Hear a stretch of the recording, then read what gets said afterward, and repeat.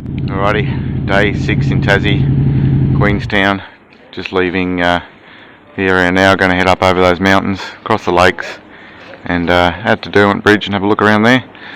This is the end of the official AuStrom group meeting for me. Doing my own thing for the rest of the Tassie trip. Keeps there waiting for me. The other guys I rode down with their yeah, going to part ways a bit later too. Let's see how cold and wet we can get today. It's been a bit wet, but it's going to be freezing up there on the hills.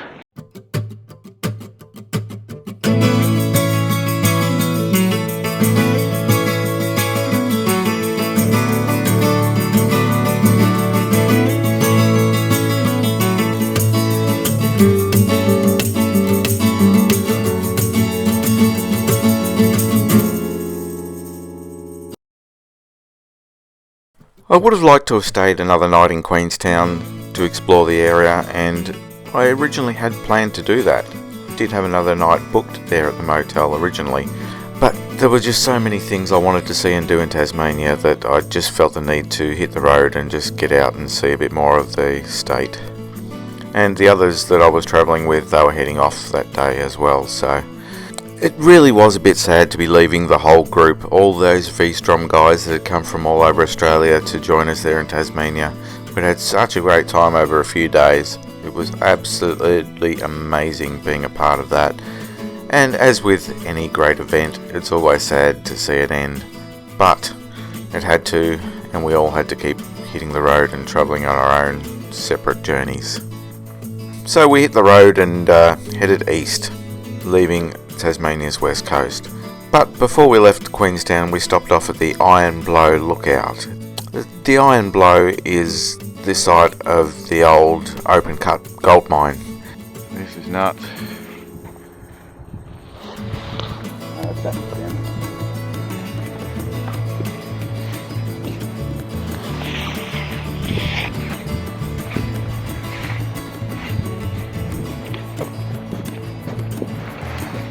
It fell off right now.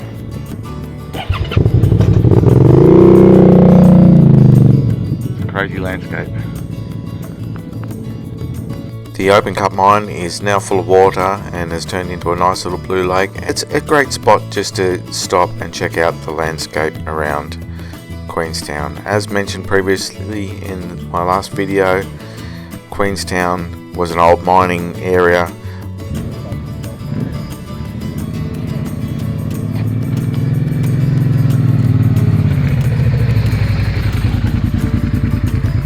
When gold was discovered here in the 1880s, the area was heavily forested, as you can see from the hillsides surrounding the area. There is forest everywhere in this region, but due to the mining and then needing timber to fire the smelters for the gold, the hillsides were quickly denuded of all vegetation over time, with the area's heavy annual rainfall as well. Once the trees were gone, all of the soil was lost as well, so it just went back to being a hard, rocky moonscape almost, just a bizarre landscape that Queenstown had become famous for over generations.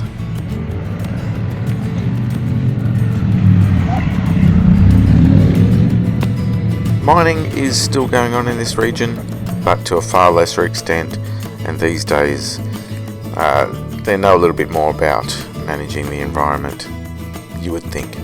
So the vegetation is returning slowly to the region, and some locals are actually worried that this might take away from the appeal of the place. People have been drawn to the barrenness and the unique landscape of Queenstown for some time. And now they're worried that, well, if it all looks green and forested, what's unique about it? But that unique history, I think, will always be there. People will still be drawn to Queenstown, and it is such a stunning area with all the surrounding mountains and lakes and all the rest of it. It is a beautiful part of the world. Tasmania's west coast is stunning, and Queenstown is one of the biggest towns in the area. The road we were taking east out of Queenstown is the Lyell Highway, which runs between Queenstown and the capital city of Tasmania, Hobart. The part of the Lyell Highway which is closest to Queenstown is famously known as the 99 Bends. It is well known in the motorcycling world, and all motorists for that matter, because it is such a glorious piece of tarmac. But the whole road right across to Hobart is way more than 99 bends. It is hundreds upon hundreds of bends, and an absolute pleasure to ride. As soon as you leave the barren landscape of Queenstown, you come across the absolutely glorious Lake Burberry. This is a man-made lake which was built in 1991 and is a popular spot for fishing and camping. With all the mountain views around there, the lakes are just absolutely stunning. It was such a beautiful ride through there, and on the other side of Lake Burberry was more twisting mountainous roads covered in lush rainforest, and an absolute pleasure to ride. It did rain on us and it was absolutely freezing, but still an absolute pleasure to ride this piece of road. It was a shame we had to do it at a somewhat slower pace because of the conditions. It was a bit treacherous, as you see by this truck that had slid off the road maybe earlier that morning or the previous night. It's a dangerous piece of road in dodgy conditions, but man, what a road. And apparently there's stunning views all the way along it, but we were covered in mist for a lot of it, so we didn't get to see all the views, but it was still beautiful going through the misty rainforest. Our next stop on the road was Derwent Bridge, and as we got closer, the road became less winding and the landscape opened up a bit. At Derwent Bridge, we stopped and thawed out in the cafe for a little bit. Man, we were cold. But once we'd thawed out and got the feeling back into our fingers and toes, it was time to explore a few things around that area.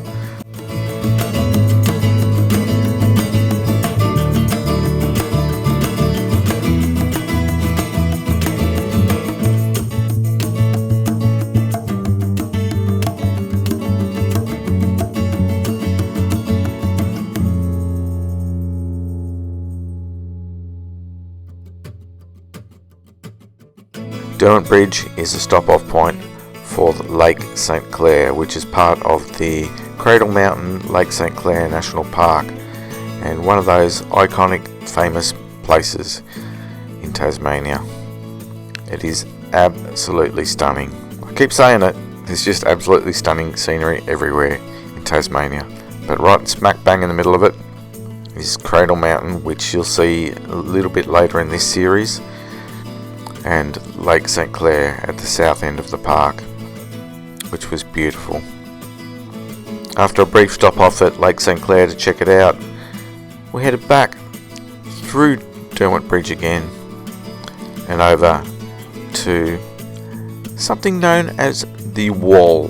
From Lake St Clair it only took 5 minutes to ride to the Wall, which is an enormous wooden carving, 3 metres high and over 100 metres in length. Bumped in all these other guys over here on V-Stroms, oddly enough, and we're at this place called the Wall. It's one big massive wooden carving, probably the length of that building by the look of it. It's awesome, but I don't think you're allowed to film or take photos in there. So. The Wall was quite mind-blowing actually. It was amazing what this guy has done. It took the sculptor over 10 years to create this masterpiece to where it was able to be open to the public, and it's still evolving, it's still growing in length. Unfortunately, we're unable to take photos or video in there, but here is a snippet of what the carvings are from the official website to the Wall. We must have spent about an hour in there, and it was great to catch up with a lot of the other guys from the V-Strom meetup. Some were continuing their travels, and others were continuing through that twisty piece of glorious road back to Queenstown again for another night of mayhem. But for us, we were heading on our travels, and it was just about time to part ways with my travelling companions for this whole trip so far. Jay and Dave, who I'd ridden down from Queensland with, and my old mate Big Kev, who we'd been riding with for the last few days of this meetup. They were heading north, back towards Devonport, where they're going to catch the ferry the next day. Meanwhile myself, I was heading towards Hobart for some alone time, doing my own thing for the rest of the trip. It was sad to part ways with the guys, but I was also excited just to be doing my own thing. I really enjoy travelling on my own and having the freedom to just stop here and there wherever I want and just faff about, basically. Just do whatever the hell I please. My original plan when leaving Queenstown was to go camping at Gordon Dam for the night. I was going to camp at Ted's Beach on the sand of Lake Pedder, but the weather was horrible. As you would have seen from the ride across through the mountains, we had rain, and that was expected to continue through the day, so I decided to head into Hobart where it was sunny and come back and attempt Gordon Dam the next day. And man, that turned out to be a great choice. But getting back to the current moment, I continued the ride down towards Hobart. It was an awesome road still. There were forested areas of twisty mountains with twists and turns galore. There were heaps of other bikes out on the road. After several kilometres of fun riding, I stopped off at a little town called Ooze, which I had a little bit of a lunch break in and refueled the bike, have a little bit of a breather and a break, and just regather myself and go, right, what am I going to do now? Where am I going to go? Righty, I have left the others for the first time on this whole trip. I am now travelling by myself, for a little bit anyway. Might bump into some other guys from the group at some stage. For the most part, I'm on my own for the rest of this journey, which is good. I've had a good time. It's been very social, but man, it's worn me out a bit. It's worn me out. So yeah, now I can just chill out and do my own thing, stop where I want to stop and see what I want to see. And I have no plans, no firm plans. I'm just going with the flow. Just like that little creek down there. It was there, looking at the map, I decided I'm going to head over towards Richmond. Richmond is a really old town and home to the oldest bridge in Australia. Riding along towards Hobart and ultimately towards Richmond, I was following the mighty Derwent River for quite some time as it flows its way down from the mountains right through the middle of the city of Hobart. I'd crossed paths with the Derwent River multiple times during the day, the first of which was up near Derwent Bridge where it was just a small stream, but the closer and closer I got to Hobart, the wider and wider the river got, and was an absolutely beautiful ride just cruising along the river.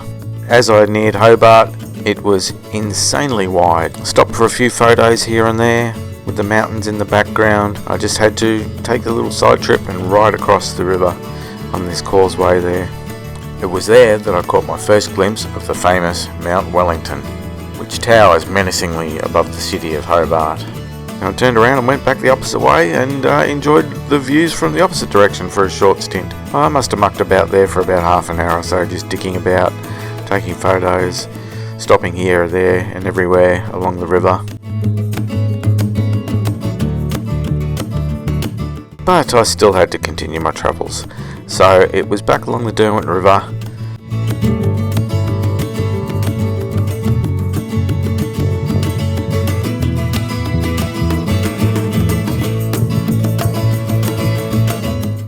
And over some more twisting, turning mountain roads towards the glorious old town of Richmond, where I'd hoped to stay the night if I could find some accommodation.